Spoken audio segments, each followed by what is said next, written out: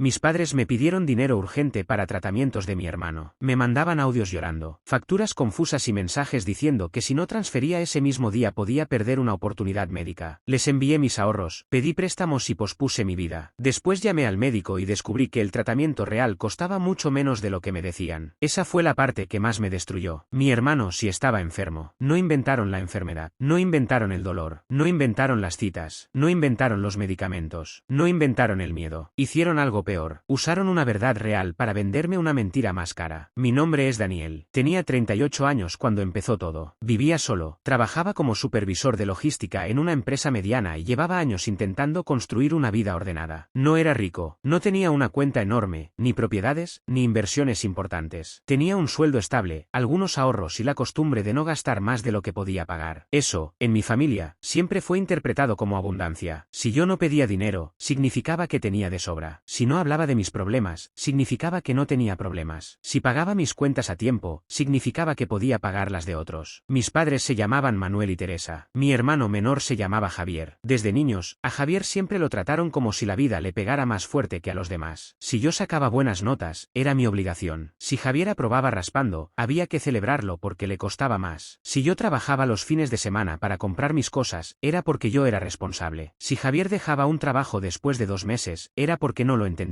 Durante años, esa diferencia se volvió normal. Yo era el fuerte, él era el frágil. Yo era el que podía, él era el que necesitaba. Mis padres nunca lo decían con crueldad abierta. Lo decían como si fuera una ley natural. Me decían que yo sabía resolver. Me decían que mi hermano siempre había sido más sensible. Me decían que Dios me había dado más cabeza. Me decían que Javier necesitaba apoyo porque yo tenía más estabilidad. Esa última frase me persiguió toda la vida. Más estabilidad. Como si la estabilidad me hubiera caído del cielo. Como si no hubiera sido el resultado de años de levantarme temprano, trabajar, decir que no, ahorrar, pagar deudas, rechazar caprichos y no depender de nadie. Javier no era mala persona, o al menos eso quise creer durante mucho tiempo. Era carismático, gracioso, de esos que entran a una habitación y consiguen que todos lo escuchen. Pero también era irresponsable. Pedía préstamos pequeños y los olvidaba. Dejaba cuentas pendientes. Compraba cosas cuando no debía. Si algo salía mal, mis padres corrían a cubrirlo antes de que hubiera consecuencias. Yo me fui de casa joven porque necesitaba respirar. No rompí relación con ellos, pero puse distancia. Llamaba, visitaba, ayudaba en ocasiones puntuales. También aprendí a decir no cuando las peticiones eran absurdas. Eso cambió cuando Javier enfermó. La primera llamada llegó un martes por la noche. Yo estaba terminando de cenar cuando mi madre llamó. Contesté pensando que sería algo común. Su voz me hizo levantarme de inmediato. Me dijo que Javier estaba mal. Le pregunté qué había pasado. Dijo que lo habían internado, que le hicieron estudios, que los médicos decían que necesitaba tratamiento urgente. Le pregunté qué tratamiento. Mi madre empezó a llorar. Dijo que no entendía bien, que era algo del sistema inmunológico, que estaba muy débil, que el médico había dicho que había que empezar cuanto antes. Le pedí que respirara. Le pregunté si Javier estaba consciente. Dijo que sí, pero que estaba muy mal, que mi padre estaba con él. Le pedí el nombre del hospital y el médico. Dijo que me lo mandaría, pero que necesitaban dinero. Ahí empezó todo. No con una explicación completa, no con un diagnóstico claro, no con un plan, con dinero. Le pregunté cuánto. Me dijo una cantidad alta, pero no imposible. Le pregunté para qué era exactamente. Dijo que para consulta, estudios, medicamentos, no sabía. Dijo que no había tiempo para preguntas, que si no pagaban ese mismo día, al día siguiente no lo atendían. Le pregunté cómo que no lo atendían. Dijo que eso les habían dicho. Le pregunté quién. Dijo que la administración, que mi padre estaba viendo. Mi madre lloraba tanto que me sentí culpable por preguntar. Transferí, sin pensarlo demasiado. Era mi hermano. Si había una urgencia real, no podía ponerme a pedir informes como si estuviera revisando una compra. Le mandé el comprobante a mi madre. Ella respondió con un audio. Me dio las gracias. Dijo que Dios me lo iba a devolver. Dijo que Javier iba a saber quién estuvo cuando lo necesitó. Esa frase me incomodó, pero la ignoré. ¿Quién estuvo? Como si ayudar fuera una prueba moral. Al día siguiente llamé a Javier. No contestó. Mi padre me escribió que estaba agotado, que no lo molestara, que bastante tenía. Pedí información. Mi padre me mandó una foto borrosa de una hoja con un membrete que apenas se veía. Había conceptos médicos confusos, números escritos a mano y una suma final. Le dije que eso no se leía bien. Respondió que era lo que les habían dado. Le dije que necesitaba saber qué tenía Javier. Mi padre respondió que tenía una enfermedad seria. Preguntó qué más necesitaba. Le dije que necesitaba entender. Me dijo que mientras yo entendía, ellos estaban allí viéndolo sufrir. Me callé. Ese fue el primer mecanismo. Si pedía claridad, parecía frío. Si pedía recibos, parecía desconfiado. Si quería hablar con el médico, parecía que dudaba de mis padres. Durante las primeras semanas, todo fue caos. Mi madre mandaba audios audios llorando de madrugada. Decía que le habían cambiado el medicamento. Decía que estaba muy caro. Decía que no sabían cómo iban a hacer. Mi padre mandaba mensajes más duros. Decía que necesitaban otra transferencia antes de cierta hora. Decía que Javier no podía esperar. Decía que después haríamos cuentas. Decía que en ese momento lo importante era salvarlo. Javier, cuando lograba hablar conmigo, sonaba cansado. Me agradecía. Le preguntaba cómo se sentía. Decía que mal, pero que ahí iba. Le preguntaba qué le estaban dando. Decía que no sabía, que mi madre tenía los papeles. Le preguntaba cuánto costaba el tratamiento mensual. Decía que no sabía, que no quería pensar en dinero. Y yo entendía eso, o quería entenderlo, porque estar enfermo debe ser terrible. Porque cuando alguien atraviesa un tratamiento, quizá no quiere hablar de facturas, montos ni deudas. Así que volvía a mis padres. Y mis padres siempre tenían una urgencia nueva. Primero fue una consulta con especialista, después un medicamento, luego unos análisis, después transporte, luego una terapia complementaria, después otro medicamento que supuestamente no cubrían, luego una reserva para mantener el turno del mes siguiente. Cada vez que yo respiraba, llegaba otro mensaje. Mi madre decía que necesitaba que mandara algo ese día. Mi padre decía que Javier estaba muy decaído. Mi madre decía que el médico había advertido que si el tratamiento se interrumpía, podía empeorar. Mi padre decía que no sabían a quién más acudir. Yo empecé usando mis ahorros. Tenía dinero guardado para cambiar mi coche, que ya me estaba dando problemas. Lo pospuse. Luego usé el fondo que tenía para hacer un curso de especialización. Lo cancelé. Después pagué con tarjeta. Después pedí un adelanto en el trabajo. Cada transferencia tenía una justificación emocional distinta. Mi madre lloraba. Mi padre me recordaba que la familia se demostraba en las crisis. Javier me decía que se sentía culpable, pero no hacía nada concreto para explicar los gastos. Al mes y medio, mi amiga Laura, que era contadora y una de las pocas personas que sabía todo, me dijo que tenía que pedir facturas claras. Le dije que las había pedido. Me respondió que no hablaba de fotos borrosas, que necesitaba facturas reales. Nombre, fecha, concepto, clínica y médico. Le dije que era mi hermano. Ella respondió que precisamente por eso, que si aquello duraba meses, me iba a hundir. Le dije que no podía ponerme frío con eso. Laura me miró seria. Me dijo que pedir claridad no era ser frío, era protegerme para poder seguir ayudando. No quise escucharla. Me molesté incluso. Le dije que no iba a abandonar a Javier. Ella respondió que nadie me pedía eso. Me estaba diciendo que pagara directo a la clínica. Esa frase se me quedó, pero todavía no la usé, porque la culpa era más rápida que la razón. Mis padres sabían eso. No digo que desde el primer día se sentaran a planear cómo explotarme. Eso sería demasiado simple. Al principio quizá también estaban asustados, pero con el tiempo entendieron algo. Cuando hablaban de dinero como si fuera vida o muerte, yo transfería antes de preguntar, y empezaron a usarlo. Una noche mi madre me mandó un audio largo. Lloraba tanto que algunas palabras no se entendían. Dijo que Javier no había querido comer, que decía que no quería ser una carga, que ella no sabía qué hacer, que mi padre estaba destruido, que les habían dicho que había un medicamento que podía ayudarlo, pero costaba mucho. Dijo que sabía que yo también tenía mis cosas, pero que Javier era mi hermano. Dijo que si ese día no lo compraban, no sabía qué iba a pasar. Me mandó una foto del supuesto medicamento. Busqué el nombre. Existía. Era caro. No sabía si exactamente costaba lo que ellos decían, pero era caro. Transferí. Esa vez fue mucho, tanto que tuve que mover dinero de mi tarjeta. Cuando mandé el comprobante, mi madre respondió que Dios sabía quién tenía corazón. Me quedé mirando esa frase. No dijo gracias. Dijo que Dios sabía, como si cada transferencia fuera un examen espiritual. Mi padre era más directo. Decía que Javier estaba vivo porque todos se estaban sacrificando. Todos. Esa palabra me ardía, porque yo no veía el sacrificio de todos. Veía el mío. Mis padres vivían ajustados, sí, pero no vendían nada. No reducían ciertos gastos. No pedían ayuda clara a otros familiares. No mostraban cuentas. Solo me llamaban a mí. Una vez pregunté si habían hablado con el seguro. Mi padre respondió que eso tardaba. Pregunté por algún programa de ayuda. Dijo que no podían depender de burocracia. Pregunté por la familia de la esposa de Javier. Dijo que no tenían. Pregunté si Javier podía vender el coche. Hubo silencio. Mi madre dijo que necesitaba moverse a las citas. Respondí que podía llevarlo yo cuando pudiera o se pagaba transporte. Mi padre se molestó. Me preguntó si ahora quería dejarlo sin coche también. Le dije que estaba preguntando opciones. Respondió que mi hermano estaba enfermo y yo pensando en quitarle cosas. Esa fue la dinámica. Ellos me pedían dinero. Yo preguntaba por alternativas. Ellos convertían mis preguntas en crueldad. Y yo retrocedía. Al tercer mes, la situación empezó a afectar mi vida de verdad. Mi tarjeta estaba cargada. Mi cuenta de ahorros casi vacía. El coche empezó a fallar y lo seguí usando porque no podía repararlo bien. Cancelé el curso que me habría ayudado a ascender. Dejé de salir. Dejé de comprar cosas básicas para mí. Cada vez que cobraba, ya había una urgencia esperando. Una mañana mi madre escribió que ese día era importante. Decía que había que pagar antes del mediodía para que le aplicaran el tratamiento. Le pedí factura. Mandó una foto. El monto era redondo. Demasiado redondo. No había deslucido. desglosé. Le dije que necesitaba la factura completa. Respondió que esa era. Le dije que no se veía el nombre. Me respondió que estaba en el hospital, no en una oficina. Le pedí que la pidiera. Mandó un audio llorando. Dijo que nunca pensó que tendría que convencer a un hijo de ayudar a su hermano. Transferí. Después me odié por hacerlo. Esa noche Laura, mi amiga, fue más dura. Me dijo que me estaban entrenando. Le pregunté qué quería decir. Dijo que cada vez que yo pedía claridad, lloraban o me atacaban. Yo transfería. La próxima vez ya sabían qué hacer. Le repetí que mi hermano estaba enfermo. Ella respondió que no, decía que no. Decía que la enfermedad no convertía cualquier monto en verdad. Me enojé. No porque estuviera equivocada, sino porque tenía razón. Empecé a notar más cosas. Javier subió una foto con un celular nuevo. No era el más caro del mercado, pero tampoco era barato. Lo vi y sentí incomodidad. Luego me dije que quizá era de antes, quizá se lo prestaron, quizá lo compró su esposa. Siempre encontraba una explicación para no sentirme estafado. Después mi madre mencionó sin querer que habían puesto al día una deuda de la tarjeta de Javier para que no lo molestaran durante el tratamiento. Le pregunté con qué dinero. Se hizo silencio. Dijo que no fue mucho. Le pregunté si salió del dinero que mandé. Respondió que todo era parte de ayudarlo. Le dije que no, que una deuda de tarjeta no era tratamiento. Mi padre tomó el teléfono. Dijo que Javier necesitaba tranquilidad para sanar. Le dije que yo estaba pidiendo préstamos. Respondió que Javier estaba enfermo. Siempre ganaban con esa frase. Javier está enfermo. Como si eso cerrara cualquier discusión. Como si la enfermedad transformara deudas viejas en gastos médicos. Como si mi vida pudiera pausarse indefinidamente porque Javier tenía un diagnóstico real. El cuarto mes, pedí hablar con el médico. No de forma agresiva. Escribí en el grupo familiar que quería entender mejor el tratamiento. Les pedí el nombre del médico y un horario para hablar. También dije que podía pagar directo a la clínica lo que hiciera falta. La reacción fue inmediata. Mi madre preguntó si ya no confiaba en ellos. Mi padre dijo que era una vergüenza tener que demostrarme el dolor de mi hermano. Javier escribió que no quería hablar de dinero porque eso lo hacía sentir peor. Respondí que no estaba dudando de la enfermedad, que trataba de ordenar pagos. Mi padre escribió que, si no quería ayudar, lo dijera. Ese mensaje me hirió más de lo que debería, porque yo había vaciado mis ahorros, porque estaba endeudado, porque había cancelado planes, porque llevaba meses viviendo con miedo, y aún así, por pedir el nombre del médico, me convertían en el hijo que no quería ayudar. Me quebré. Mandé dinero otra vez, pero algo cambió. Ya no lo hice desde el amor, lo hice desde el miedo y la rabia, y esa combinación me hizo despertar. Empecé a guardar todo: audios, mensajes, facturas, comprobantes, fechas, montos, fotos de medicamentos, promesas de que después arreglaríamos cuentas. Revisé cada transferencia de los últimos meses y las puse en una hoja. Cuando vi el total, me senté. Era más de lo que yo había querido admitir, más que mis ahorros, más que un simple apoyo. Era una parte enorme de mi estabilidad. Y seguían pidiendo. La factura imposible llegó un viernes. Mi madre escribió temprano. Decía que esa vez sí era urgente de verdad, que necesitaban una transferencia antes del mediodía, que era para una aplicación especial y unos medicamentos, que, si no se pagaba ese día, Javier perdía el turno y habría que empezar de nuevo. Adjuntó una factura. Esta vez estaba un poco más clara, y por eso mismo fue peor. El logo parecía distinto al de otras veces. El nombre de la clínica estaba abreviado. El concepto decía paquete de apoyo integral. No tratamiento, no medicación, no consulta, paquete de apoyo integral. El monto era altísimo, casi el doble de lo que había mandado otras veces. Le escribí preguntando qué incluía exactamente. Mi padre respondió que no había tiempo. Le dije que necesitaba saber. Mi madre mandó audio. Me pidió por favor. Dijo que Javier estaba llorando, que decía que se sentía una carga, que no hiciera aquello más difícil, que si no pagaban, no sabía qué iba a pasar. Escuché el audio 3 veces. La primera sentí culpa, la segunda sentí miedo, la tercera escuché algo más. Presión, no información, presión. Abrí el navegador y busqué el número oficial de la clínica. No usé el que aparecía en la factura. Busqué la página. Llamé. Me atendió una mujer de administración. Le dije que necesitaba consultar sobre un paciente, que mi hermano estaba en tratamiento allí, que quería pagar un saldo, pero necesitaba confirmar el monto. Me pidió el nombre del paciente. Se lo di. Me explicó que por privacidad no podía darme información médica detallada sin autorización. Le dije que lo entendía, que no necesitaba diagnóstico, que solo quería saber si había un saldo pendiente para pagar ese día. Me habían dicho que, si no se pagaba antes del mediodía, se perdía un turno importante. La mujer hizo una pausa. Me dijo que verificaría si había saldo administrativo. Escuché teclas. Mi corazón latía fuerte. Volvió y me dijo que había un saldo pendiente, pero que no correspondía al monto que yo mencionaba. Le pregunté cuánto era. Me dijo una cifra. Me quedé helado. Era menos de la mitad. Le pregunté si estaba segura. Dijo que sí. Ese era el saldo registrado para la aplicación programada. Además, parte del medicamento principal estaba cubierto por convenio. Le pregunté si existía algún paquete de apoyo integral. Otra pausa. Dijo que no con ese nombre en su sistema. Sentí que la sangre se me iba de la cara. Le pregunté si, al no pagar antes del mediodía, Javier perdía el tratamiento. Respondió que no exactamente, que había un margen de regularización, que la cita estaba programada, pero no había una cancelación automática a esa hora. Me levanté de la silla. Pregunté si podía pagar directamente ese saldo. Dijo que sí. Podían enviarme enlace de pago oficial o podía hacerlo en caja. Le pedí el enlace. Me pidió un correo. Se lo di. Antes de colgar, pregunté si los pagos anteriores de esos meses coincidían con montos similares a los que me habían enviado. Me dijo que no podía revisar todo sin autorización completa. Dije que lo entendía. Ella añadió que me sugería solicitar siempre comprobantes oficiales emitidos directamente por la clínica. Le dije que eso iba a hacer. Colgué. Me quedé mirando la factura que mi madre me había enviado. La cifra inflada. El concepto extraño. El audio llorando. El plazo falso. El miedo usado como reloj. Mi hermano si estaba enfermo. Eso era lo peor. Porque si todo hubiera sido inventado, habría sido más fácil odiarlos. Pero no. Había una enfermedad real en el centro. Había un tratamiento real. Había dolor real. Y alrededor de esa verdad, mis padres habían construido una maquinaria de culpa. Facturas confusas y montos inflados para sacarme dinero. Ese día no transferí a mis padres. Fue la primera vez en meses que recibí un audio de mi madre llorando y no corrí a abrir la aplicación del banco. Abrí el correo que me mandó la clínica. Ahí estaba el enlace oficial. El saldo real era menos de la mitad de lo que mis padres me habían pedido. Lo pagué directamente. No porque quisiera seguir obedeciendo. Lo hice porque el tratamiento era real. Porque Javier sí estaba enfermo. Porque yo necesitaba separar, por primera vez en meses, la ayuda legítima de la manipulación. Después de pagar, descargué el comprobante oficial y lo guardé en una carpeta nueva. La llamé gastos reales de Javier. Luego abrí otra carpeta. Mentiras. Metí ahí la factura inflada, los audios, los mensajes, los montos, las capturas, las transferencias anteriores y una hoja de cálculo donde empecé a comparar todo. No fue un trabajo rápido. Fue doloroso. Cada línea me mostraba una versión de mí mismo que había actuado por miedo. Transferencia para medicamento urgente. Transferencia para turno que se pierde hoy. Transferencia para análisis no cubierto. Transferencia para deuda clínica. Transferencia para aplicación especial. Algunas podían tener sentido. Otras ya no. Había montos redondos demasiadas veces. Había facturas repetidas con fechas cambiadas. Había conceptos que no coincidían con los comprobantes oficiales. Había semanas en las que supuestamente Javier necesitaba una suma enorme, y según la clínica, el saldo real era mucho menor. Sentí náuseas. No por el dinero solamente. Por los audios. Por la voz de mi madre quebrada. Por mi padre diciéndome que, si no quería ayudar, lo dijera. Por Javier respondiendo que no quería hablar de dinero mientras permitía que mis padres me sacaran dinero usando su enfermedad como escudo. Esa tarde mi madre volvió a escribir. Preguntó si había podido hacer la transferencia. No respondí enseguida. Mi padre escribió minutos después. Dijo que no estaban para retrasos. Miré el comprobante oficial de la clínica. Respiré. Escribí que había pagado directamente a la clínica el saldo real del tratamiento de ese día. Tardaron menos de un minuto en responder. Mi madre preguntó como que directamente. Mi padre preguntó por qué hice eso sin avisar. Respondí que había llamado a la clínica, que el monto real era mucho menor al que me pidieron, que la cita no se perdía al mediodía, que no existía ningún paquete de apoyo integral con ese nombre. El chat quedó en silencio. Ese silencio fue la primera confesión. No una disculpa, no una explicación. Silencio. Luego mi madre mandó un audio. No lo escuché de inmediato. Me quedé mirándolo. Antes, un audio suyo me habría acelerado el corazón. Ese día solo pensé que era otra vez lo mismo. Lo escuché. Dijo que yo no entendía, que no todo era la clínica, que había gastos alrededor, que Javier necesitaba transporte, comida especial, tranquilidad y cosas que no aparecían en una factura, que no podía llamar y creer que ya lo sabía todo. Mi padre escribió que era una falta de respeto, que ahora llamaba a investigar a mis propios padres. Respondí que sí, que lo hacía porque las cifras no cuadraban. Mi padre dijo que los estaba tratando como ladrones. Miré la pantalla. Durante meses esa frase me habría destruido. Esta vez respondí que entonces mandaran cuentas claras. Mi madre no contestó. Mi padre sí. Dijo que, si yo iba a humillarlos así, mejor no ayudara. Leí esa frase varias veces. Mejor no ayudes. Era la amenaza de siempre, pero invertida. Querían hacerme sentir que pedir claridad equivalía a abandonar a mi hermano. Querían que yo retrocediera, que pidiera perdón, que dijera que no había querido ofenderlos, que volviera a transferir para demostrar corazón. Pero ya había hablado con la clínica. Ya sabía. Y cuando uno sabe, la culpa no desaparece, pero pierde fuerza. Escribí que desde ese día solo pagaría gastos médicos reales directamente a la clínica, farmacia o proveedor oficial, que no volvería a enviar dinero a cuentas personales sin factura completa. Mi madre llamó. No contesté. Mi padre llamó. No contesté. Javier escribió media hora después. Preguntó qué había hecho. Esa pregunta me dolió. No escribió gracias por pagar la clínica. No escribió qué pasó. Escribió qué hiciste, como si yo hubiera roto algo que funcionaba. Lo llamé. Esta vez sí. Contestó al tercer tono. Su voz sonaba cansada, pero también irritada. Dijo que mi madre estaba llorando. Le respondí que yo también había llorado esos varios meses. Silencio. Me preguntó por qué llamé a la clínica. Le dije que porque la factura que me mandaron no coincidía. Dijo que podía preguntar. Le respondí que pregunté durante meses. Nadie respondía claro. Dijo que yo no sabía todo lo que pasaba allí. Le pedí que me explicara. Suspiró. Dijo que había gastos extra. Le pregunté qué gastos. Dijo que transporte, comida, cosas de la casa, deudas que se acumularon porque él no había podido trabajar bien. Le pregunté si eran deudas suyas. Silencio. Repetí su nombre. Dijo que sí, algunas. Le pregunté si mis transferencias pagaron sus deudas viejas. Me dijo que no lo pusiera así. Le pregunté cómo debía ponerlo. Dijo que todo estaba conectado. Que si él tenía tarjetas atrasadas, lo llamaban, se estresaba y eso le hacía mal. Que mi padre dijo que era mejor limpiar eso para que él pudiera concentrarse en sanar. Cerré los ojos. Ahí estaba. La mentira con envoltorio médico. Le pregunté por el celular nuevo. Se quedó callado. Le dije que lo había visto. Dijo que el suyo se dañó. Le pregunté si era urgente comprar uno así. Dijo que necesitaba estar comunicado. Le dije que no me tratara como tonto. Su voz cambió. Dijo que estaba enfermo. Le respondí que lo sabía. Preguntó por qué le hablaba así entonces. Le dije que su enfermedad explicaba que necesitara ayuda. No justificaba que me mintieran. Hubo silencio. Dijo que él no manejaba todo. Le respondí que sabía. Dijo que no todo. Le pregunté si sabía que me pedían más de lo que costaba la clínica. No respondió. Repetí su nombre. Dijo que mi madre y mi padre decían que yo podía ayudar. Esa frase me partió. No dijo que mis padres decían que era justo. No dijo que mis padres decían que me lo devolverían. Dijo que yo podía ayudar, como si mi capacidad fuera permiso. Le pregunté qué decía él. Respondió que quería que dijera, que estaba en tratamiento, que no tenía trabajo fijo, que su vida se había caído. Le dije que la mía también se estaba cayendo pagando cosas que me ocultaron. Me dijo que no comparara. Le respondí que sí iba a comparar, porque yo pedí préstamos por facturas infladas. Entonces dijo que nadie me obligó. La frase salió de su boca y nos dejó a los dos en silencio. Nadie me obligó. Ahí estaba la verdad cruda detrás de toda manipulación. Empujan, lloran, presionan, exageran, te dicen que alguien puede empeorar si no pagas, pero cuando los enfrentas, dicen que nadie te obligó. Sentí que algo se cerraba. Le dije que tenía razón. Javier respiró, quizá aliviado. Entonces le dije que nadie me obligaba a seguir. No habló. Le dije que desde ese día pagaría directo a la clínica lo que fuera real y necesario, que no pagaría sus tarjetas, que no pagaría su celular, que no pagaría sus deudas, que no pagaría gastos de casa disfrazados de tratamiento, y que, si quería que lo ayudara, me hablaría con la verdad. Me dijo que no hiciera eso. Le respondí que ya lo hice. Colgué. Me temblaban las manos, pero no llamé de vuelta. Esa noche no dormí casi nada. Revisé todos los montos. Separé lo que probablemente correspondía a clínica de lo que no. Envié un correo formal a administración solicitando, con autorización de Javier si era posible, un desglose de costos futuros para pagar directamente. Sabía que por privacidad no me darían todo sin su permiso, pero al menos dejé abierto el canal oficial. Al día siguiente, mi padre apareció en mi departamento. No avisó, tocó fuerte. Cuando abrí, entró con cara de juez. Dijo que teníamos que hablar. Le dije que pasara. Se sentó sin saludar bien. Dijo que mi madre no había dormido por mi culpa. Le respondí que yo llevaba meses sin dormir por las deudas. Me dijo que no empezara con dinero, que Javier estaba enfermo. Le respondí que precisamente por eso había pagado todo lo que me pidieron. Dijo que ahora los trataba como estafadores. Fui a la mesa, tomé la carpeta y la puse frente a él. Le dije que no iba a usar esa palabra todavía, pero que íbamos a ver números. Su cara cambió. Preguntó qué era eso. Le dije que eran transferencias, facturas, comprobantes reales de la clínica, montos que ellos me pidieron y montos que la clínica confirmó. Dijo que no iba a sentarse a una auditoría conmigo. Le respondí que entonces no me pidiera más dinero. Se levantó, me llamó ingrato. Le dije que no, que yo era el que pagó. Dijo que pagué porque Javier era mi hermano. Le respondí que pagué porque ellos me hicieron creer que cada monto era vida o muerte. Mi padre golpeó la mesa con la palma. Dijo que era vida o muerte. Le dije que no la tarjeta de crédito de Javier. Se quedó helado. Preguntó quién me dijo eso. Le respondí que Javier. Mi padre apretó la mandíbula. Dijo que también eran gastos necesarios. Le dije que no eran tratamiento. Respondió que un enfermo necesitaba tranquilidad. Le dije que yo necesitaba no endeudarme por mentiras. Me recordó que yo tenía trabajo. Le respondí que ahora también tenía préstamos. Dijo que Javier estaba peor. Le dije que Javier estaba enfermo, pero que ellos usaron su enfermedad para cobrarme todo lo demás. Mi padre me miró con una mezcla de rabia y desprecio. Dijo que me había vuelto frío. Le respondí que no, que había dejado de enviar dinero con miedo. Esa frase lo frenó un segundo. Luego bajó la voz. Dijo que, si Javier empeoraba por falta de algo, eso me iba a perseguir. Ese fue el golpe más sucio. No gritó, no lloró, solo dejó la culpa sobre la mesa como una amenaza. Antes habría caído. Esta vez tomé mi teléfono, abrí el comprobante de la clínica y se lo mostré. Le dije que el tratamiento de ese día estaba pagado, directamente, con comprobante oficial, que no iba a empeorar por falta de lo médico. Lo que se acababa era el dinero extra sin explicación. Mi padre miró el comprobante comprobante. No pudo discutir eso. Dijo que mi madre estaba destruida. Le respondí que mi cuenta también. Me preguntó si ahora ponía mi cuenta por encima de mi hermano. Le dije que no, que ponía la verdad por encima de la manipulación. Se fue sin despedirse. Mi madre me bloqueó durante 2 días. Luego me desbloqueó para mandarme un audio larguísimo. Lo escuché solo una vez. Dijo que nunca pensó que un hijo suyo los trataría así. Dijo que habían dado la vida por nosotros. Que Javier estaba pasando por algo que no le deseaba a nadie. Y que yo, en lugar de ayudar con amor, ahora quería recibos, enlaces y nombres. Dijo que era doloroso. Que era una vergüenza. Que Dios sabía lo que yo hacía. Guardé el audio. No respondí. Al tercer día, un tío me escribió. Me dijo que mi madre estaba muy mal. Que no fuera tan duro. Que la salud no se manejaba como negocio. Le respondí que la salud tampoco se manejaba con facturas infladas. No volvió a escribir. Una prima me escribió que Javier era mi hermano. Que si tenía cómo ayudar, ayudara. Le respondí que estaba pagando directamente el tratamiento real. Que lo que no iba a pagar eran deudas personales disfrazadas de urgencia médica. Tampoco respondió. Eso fue interesante. Cuando decían ayuda, querían decir dinero sin preguntas. Cuando aclaré que seguiría pagando lo médico real, se quedaron sin frase. Porque el problema nunca fue que yo abandonara a Javier. El problema fue que ya no podían usarlo como canal ilimitado. Los días siguientes fueron una mezcla de investigación y duelo. Laura, mi amiga contadora, me ayudó a ordenar todo. Le pedí disculpas por no haberla escuchado antes. Me dijo que no necesitaba disculpas. Necesitaba que no volviera a pedir préstamos por audios llorando. Le prometí que no lo haría. Entonces me mostró la hoja de cálculo. La diferencia entre lo pagado y lo confirmado como gasto médico real era enorme. No todo era fraude, claro, no voy a mentir. Había gastos alrededor que podían ser razonables. Transporte, ciertos medicamentos externos, comida especial, algunas consultas complementarias. Pero aún descontando eso, quedaba mucho dinero sin justificar. Mucho. Llamé a la clínica otra vez. Esta vez pedí hablar con una administradora que me orientara sobre pagos directos futuros. Me explicó que podían emitirme enlaces oficiales si Javier autorizaba compartir saldos administrativos conmigo. También me dijo que parte de los medicamentos tenían convenio y que no era necesario comprarlos por fuera salvo excepciones. Pregunté si habían tenido problemas por falta de pago. Me dijo que hubo retrasos menores, pero no como para cancelar todo el tratamiento de forma inmediata. Normalmente se coordinaban alternativas. Me quedé callado. Meses de si no pagamos hoy, pierde el tratamiento. Meses de antes del mediodía. Meses de no hay tiempo. No era que no hubiera presión, pero no era el abismo inmediato que me vendían cada semana. Le pedí a Javier autorización para pagar directo. Al principio se negó. Dijo que no quería sentirse vigilado. Le respondí que no era vigilancia. Era transparencia. Dijo que lo humillaba. Le respondí que humillante fue descubrir que mis préstamos pagaban deudas que llamaban tratamiento. Se quedó callado. Le dije que, si quería ayuda médica, autorizaba. Si no, no enviaría nada. Preguntó si así de simple. Le respondí que así de simple. 2 días después autorizó. No porque quisiera, porque mis padres ya no podían cubrir lo que yo había dejado de mandar. Ese fue otro descubrimiento doloroso. Mi dinero no solo estaba pagando extras. Había sostenido un sistema completo de desorden familiar. Cuando lo corté, todo empezó a hacer ruido. La tarjeta de Javier volvió a llamar. El coche tenía atraso. Mis padres tenían una deuda vieja con un vecino. La esposa de Javier había comprado varias cosas a crédito pensando que Daniel mandaría algo más. Mi nombre no estaba en esas deudas, pero mi dinero estaba en el plan mental de todos. Yo era la solución proyectada. El siguiente paso fue consultar a un abogado. No quería convertir la enfermedad de mi hermano en una demanda familiar, pero necesitaba saber qué hacer si los montos eran lo bastante altos y si mis padres seguían usando facturas alteradas o conceptos falsos para pedirme dinero. El abogado revisó mensajes, transferencias y documentos. Me dijo que había elementos para reclamar rendición de cuentas o devolución de montos si se demostraba que fueron solicitados bajo conceptos falsos. Pero también me dijo que debía valorar el costo emocional y probatorio. Le dije que no sabía si quería demandarlos. Respondió que no tenía que decidir ese día, pero si podía enviar una comunicación formal estableciendo condiciones. Eso hicimos. No una demanda, una carta, dirigida a mis padres y a Javier. Decía que, desde esa fecha, cualquier apoyo económico sería realizado únicamente mediante pagos directos a instituciones médicas, farmacias o proveedores oficiales, con comprobantes. Solicitaba explicación documentada de ciertos montos transferidos anteriormente bajo conceptos médicos que no coincidían con los registros. Dejaba claro que no autorizaba el uso de mi nombre para nuevas deudas ni aceptaba solicitudes informales bajo presión emocional. También advertía que cualquier factura alterada o monto falsamente atribuido a tratamiento sería tratado como engaño documentado. Mi madre dijo que era la carta más humillante que había recibido en su vida. Mi padre dijo que ya no me reconocía. Javier dijo que estaba haciendo todo más difícil. Yo respondí lo mismo a los tres. Lo difícil empezó cuando me mintieron. La confrontación final ocurrió una semana después en casa de mis padres. Acepté ir porque quería decirlo cara a cara una vez. Solo una. Fui con copias, no con originales. Gracias. Dejé mi teléfono grabando audio en el bolsillo, de acuerdo con lo que el abogado me había dicho que podía hacer. No iba a usarlo para atacar. Iba a protegerme de que luego cambiaran la versión. Estaban mis padres y Javier. Su esposa no estaba, aunque sospecho que escuchaba desde otra habitación. Mi madre tenía los ojos rojos. Mi padre estaba rígido. Javier se veía cansado, sí, pero también molesto. Empecé sin gritar. Dije que iba a decirlo una vez, que quería a Javier, que sabía que estaba enfermo, que iba a pagar lo médico real directamente cuando hiciera falta y cuando hubiera comprobante oficial, pero que no iba a mandar más dinero a cuentas personales. Mi madre empezó a llorar. Dijo que era triste que tuviera que hablar así. Le respondí que más triste fue pedirme dinero con facturas infladas. Mi padre golpeó la mesa. Dijo que no eran facturas infladas, que eran gastos. Saqué la última. Le dije que esa decía paquete de apoyo integral. La clínica dijo que no existía. Dijo que eso incluía otras cosas. Le pregunté qué cosas. Silencio. Repetí la pregunta. Dijo que transporte, comida, deudas pequeñas. Le respondí que entonces debieron decir transporte, comida y deudas. No tratamiento urgente antes del mediodía. Mi madre dijo que, si me decían que era para deudas, yo no iba a ayudar. La miré. Ahí estaba. La confesión en una frase. Le dije exacto. Se quedó callada. Le dije que no me correspondía pagar deudas viejas de Javier bajo amenaza emocional. Mi padre respondió que eran deudas que lo estaban afectando. Le dije que ellos decidieron que mi miedo era la mejor forma de cobrarlas. Javier habló por primera vez. Dijo que no era así. Le pregunté si no. Dijo que no querían hacerme daño. Le respondí que no les molestó que yo pidiera préstamos. Dijo que yo tenía más estabilidad. Me reí. No porque fuera gracioso, porque esa frase volvía siempre con otra ropa. Más estabilidad, más cabeza, más fuerza, más obligación. Le dije que mi estabilidad no era una invitación a explotarme. Javier bajó la mirada. Dijo que estaba desesperado. Le respondí que entonces debió decirme la verdad, que podía haberme dicho que estaba enfermo y además endeudado, que podía haberme pedido ayuda con un plan, que tal vez habría ayudado de alguna forma, tal vez habría dicho que no, pero habría sido verdad. Mi madre dijo que yo no entendía lo que era ver sufrir a un hijo. La miré. Le respondí que tal vez no, pero que ellos tampoco entendían lo que era ser el hijo al que llamaban solo para pagar el sufrimiento de todos. Eso la hizo llorar más. Mi padre intentó volver a la autoridad. Dijo que en esa familia siempre nos ayudábamos. Le respondí que no, que en esa familia a mí me pedían y a Javier lo rescataban. Me dijo que no hablara así de mi hermano. Le respondí que estaba hablando de un patrón. Javier se levantó. Dijo que si tanto me molestaba, no pagara nada, que ya habían entendido. Le respondí que no, que ese era el truco de antes. O pagaba todo o era monstruo. Ya no, iba a pagar lo médico real. Nada más. Me preguntó qué pasaba si necesitaba algo extra. Le dije que me presentara factura real, concepto real y lo veríamos. Sin audios de mamá llorando, sin plazos falsos, sin decir que se moría si no transfería. Mi madre se tapó la cara. Dijo que era cruel. Le respondí que cruel fue usar el miedo a perder a mi hermano para vaciarme. Mi padre dijo que los estaba humillando. Le respondí que humillante fue descubrir que mis préstamos pagaban deudas que llamaban tratamiento. El silencio que siguió fue distinto. Ya no era silencio de negación. Era silencio de gente que no tenía cómo acomodar la verdad sin verse mal. Javier se sentó de nuevo. Por primera vez, habló más bajo. Dijo que sabía que algunas cosas no eran tratamiento. Mi madre lo miró alarmada. Él dijo que ya estaba. Yo lo miré. Le pregunté qué sabía. Dijo que sabía que parte fue a la tarjeta, y al coche, y a otras cosas, pero que pensó que era temporal, que después podía devolverme algo. Le pregunté cuándo. No respondió. Le pregunté cuándo iba a devolverme si ni siquiera me decía que era deuda. Dijo que no sabía. Le respondí que eso no era un plan. Era una fantasía con mi dinero. Javier asintió apenas. Dijo que lo sentía. No sentía alivio. Una disculpa no paga intereses. No devuelve noches sin dormir. No reconstruye confianza. Pero al menos era la primera frase honesta que decía. Mi madre siguió defendiendo. Dijo que todos hicieron lo que pudieron. Negué con la cabeza. Le dije que no. Que hicieron lo que pudieron para no decir la verdad. Me levanté. Les dije mis condiciones. Pago directo. Factura real. Nada de efectivo. Nada de transferencias personales. Nada de audios dramáticos. Si me llamaban llorando para presionarme, no respondería. Si me mandaban facturas confusas, no pagaría. Si necesitaban ayuda no médica, lo dirían como tal y yo decidiría si podía o no. Sin mentiras. Mi padre no dijo nada. Mi madre lloraba. Javier miraba la mesa. Antes de irme, añadí algo más. Les dije que no era el banco emocional de esa familia. Que no volvieran a tratar mi vida como si valiera menos porque yo parecía más fuerte. Me fui. Durante las siguientes semanas hubo castigo de silencio. Mi madre no me llamaba. Mi padre respondía con monosílabos. Javier solo escribía cuando necesitaba algo médico, y al principio lo hacía con resentimiento. Decía que necesitaba que pagara algo si todavía quería ayudar. Yo respondía que enviara factura oficial o enlace de la clínica. Si no lo enviaba, no pagaba. Una vez intentaron otra emergencia. Mi madre mandó un audio diciendo que por favor, que había que comprar un medicamento ese día, que Javier estaba muy mal. No respondí al audio. rápido. Escribí que necesitaba nombre del medicamento, receta y farmacia. Pago directo. Tardó 2 horas. Mandó una foto de receta. Llamé a la farmacia. El medicamento costaba bastante, pero no lo que mi madre había insinuado. Pagué directo. Mandé comprobante. Nadie dijo gracias. Pero el medicamento llegó. Y ahí entendí que mi sistema funcionaba. No abandonaba a Javier. Abandonaba la mentira. Poco a poco empecé a reparar mi propia vida. Hice un plan para pagar mis préstamos. Cancelé gastos. Tomé trabajos extra algunos fines de semana. No era justo tener que hacerlo, pero era necesario. Laura, mi amiga, me ayudó a renegociar intereses. Me dijo que me tomaría tiempo, pero que salí antes de que fuera peor. Le respondí que no se sentía como salir. Me dijo que era porque todavía estaba en duelo. Tenía razón. Estaba en duelo de la familia que pensé que tenía. De unos padres que creí desesperados, pero honestos. De un hermano que creí víctima solamente, no beneficiario silencioso. La relación no se rompió por completo, pero cambió. Mi madre intentó meses después hablar como si todo hubiera sido un malentendido. Dijo que todos estaban desesperados. Le respondí que la desesperación explicaba pedir ayuda. No explicaba inflar montos. Dijo que se equivocaron. Le respondí que sí. Me preguntó si iba a castigarlos para siempre. Le dije que no estaba castigando. Estaba manteniendo límites. Dijo que yo había cambiado. Le respondí que no, que había dejado de enviar dinero con miedo. Mi padre tardó más en hablarme. Un día me llamó y, sin disculparse del todo, dijo que el pago directo de la clínica estaba funcionando. Le dije que sí. Dijo que Javier estaba más tranquilo. No respondí. Después añadió que suponía que así había menos confusión. Menos confusión. Esa fue su forma de decir menos mentira. La acepté como el máximo que podía dar en ese momento. Javier y yo tuvimos una conversación distinta casi un año después, cuando su tratamiento estaba más estable. Me llamó sin pedir dinero. Eso ya era novedad. Me dijo que estaba intentando ordenar sus deudas. Le respondí que bien. Me dijo que había vendido el coche. Me sorprendió. Le pregunté si era cierto. Dijo que sí, que era demasiado gasto, que debió hacerlo antes. No dije que sí, que debió, aunque lo pensé. También me dijo que estaba viendo un trabajo parcial remoto. Le dije que me alegraba. Hubo silencio. Después dijo que lo que hicieron estuvo mal. Esa vez no dijo lo siento rápido. Dijo lo que hicieron, incluyéndose. Le respondí que sí. Dijo que dejó que mis padres me cargaran cosas que no eran mías. Le respondí que sí. Dijo que le daba vergüenza decirme que estaba endeudado. Le dije que entonces me endeudó a mí sin decirlo. Se quedó callado. Dijo que sí. No lo perdoné en ese instante como en una película. Pero esa conversación fue un inicio más honesto que todos los audios llorando. Le dije que siguiera ordenando su vida. Que si necesitaba tratamiento, sabía cómo lo manejaba. Que si necesitaba consejo para deudas, podía orientarlo. Pero no iba a rescatarlo. Dijo que lo sabía. Le respondí que bien. Colgamos. Lloré después. No de tristeza pura, de cansancio, de alivio, de aceptar que ayudar sin límites no me había hecho mejor hermano. Me había convertido en una cuenta disponible. Hoy sigo pagando una parte de las deudas que asumí en esos meses. No voy a mentir. Las consecuencias no desaparecieron porque puse límites, pero ya no aumentan. Ya no llegan audios a medianoche que me obligan a elegir entre mi estabilidad y la culpa. Ya no pago facturas borrosas. Ya no transfiero a ciegas. Cuando hay un gasto médico real, lo pago directo si puedo. Cuando no puedo, lo digo. Y si alguien intenta hacerme sentir monstruo por eso, no discuto. Cuelgo. Mi hermano sí estaba enfermo. Esa fue la parte que hizo todo más cruel. Porque mis padres no inventaron una tragedia. Usaron una tragedia real para cobrarme una mentira. Durante meses pensé que estaba salvando a mi hermano. En realidad, estaba financiando deudas escondidas con el miedo como factura. Mis padres creyeron que, si el dolor era real, nadie iba a revisar los números. Se equivocaron tarde, pero se equivocaron. El tratamiento siguió. Las mentiras no. Desde ese día solo pago verdades.